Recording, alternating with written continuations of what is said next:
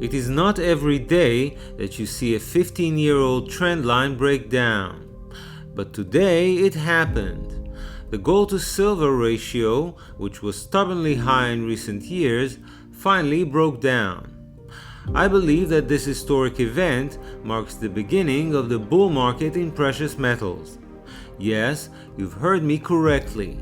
Everything we've seen thus far in 2024 and 2025 has been nothing but a prelude to the real bull market, which is yet to come. And if you don't believe me, stick around and I'll prove it to you.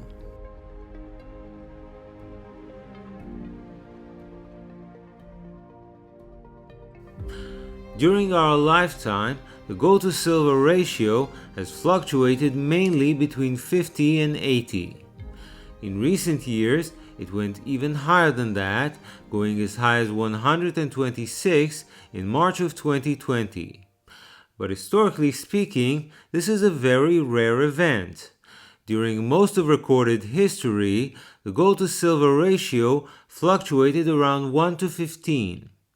This makes sense because that is the ratio between the concentration of these two metals in the Earth's crust.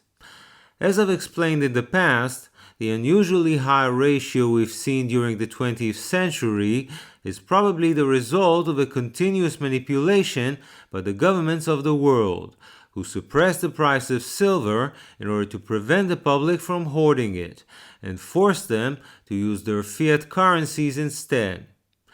This was possible due to the fact that silver is produced primarily as a byproduct of the mining of copper, lead, and zinc. Since the revenue from silver is just a small fraction of the overall revenue of these mines, they continued producing it all these years, even though its price was suppressed. But all manipulations are doomed to fail. The abnormally low price of silver discouraged production and encouraged consumption until a deficit developed. It took many years for this to happen, but here we are, about to begin the 6th year of a structural deficit in silver. We call this a deficit rather than a shortage, because we still have some above-ground inventories of the white metal, which can bridge the gap between supply and demand. But these inventories are rapidly dwindling, forcing the bullion banks, who have been instrumental in this manipulation, to back down from their short positions and allow its price to run.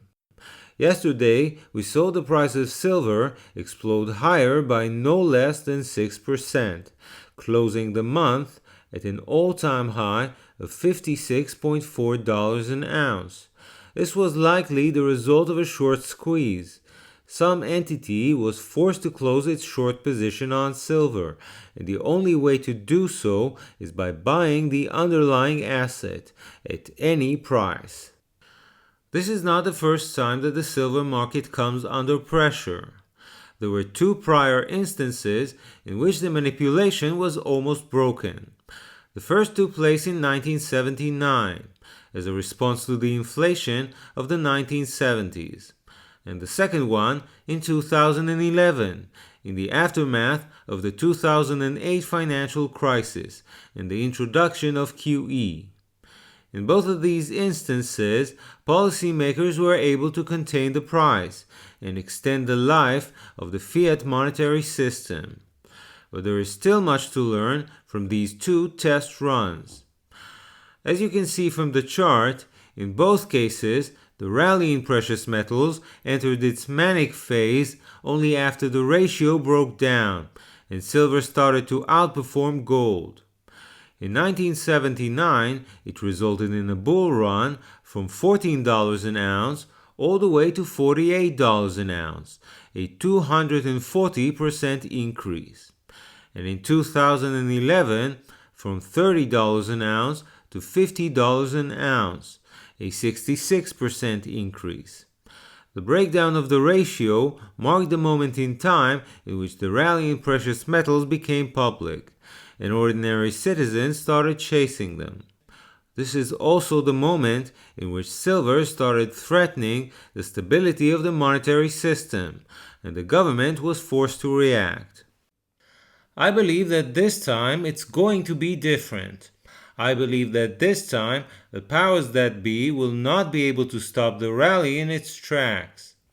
First of all, because the pool of potential investors across the world is far larger today than it used to be in 1980 or in 2011. Even if Americans and Europeans don't want any silver, there is plenty of demand in China and in India.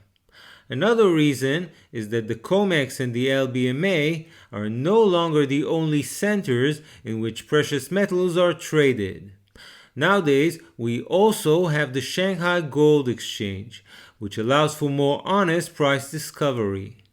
If a large enough arbitrage develops between these centers, metal will naturally flow to the east, exposing any attempt to manipulate the price in the west.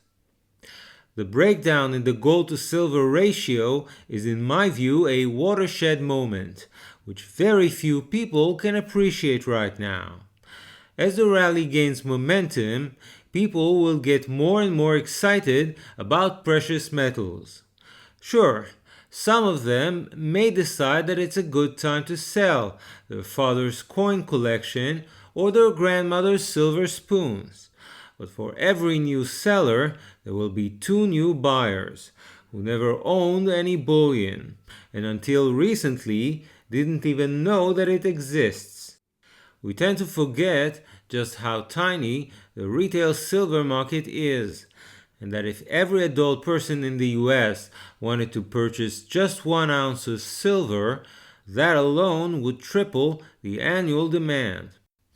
If silver becomes a cultural phenomenon, a bit like Bitcoin has been in the past decade, there simply isn't enough to go around. The price would have to rise dramatically, and eventually I believe that this would bring an end to the fiat US dollar. Just how high the price could go? It is difficult to put an exact number on it, but I can tell you that according to technical analysis, we can calculate a target for the gold to silver ratio by subtracting the amplitude of its pennant formation at its highest point, which is about 66, from the breakdown level, which is 78. Believe it or not, but this gives us a target of 12, which is very similar to what was accepted in ancient times, when gold and silver were used as money. I don't expect that to happen anytime soon. Even if this prediction eventually comes true, it will take the ratio several years to get there. In the interim, we may see several counter-trend rallies, in which the prices of gold and silver will experience sharp corrections and give people a scare. Since gold is currently traded for about $4,200 an ounce, that would imply a silver price of $350 an ounce. But since the price of gold itself is expected to rally during that period, there is no telling how high the price of silver could go. What we've seen on Friday is probably just the beginning. Thank you for listening to the Silver Hermit podcast. If you like this content, please donate in the link which appears in the description below. Please subscribe to this channel and share it with your friends and family. Hit the bell icon to be notified whenever I release a new video. Remember, I'm not a licensed financial advisor. This video is intended for general informational purposes only and should not be regarded as investment advice. Before taking any investment decision, please consult with a professional financial advisor who may assess your personal investment objectives and needs.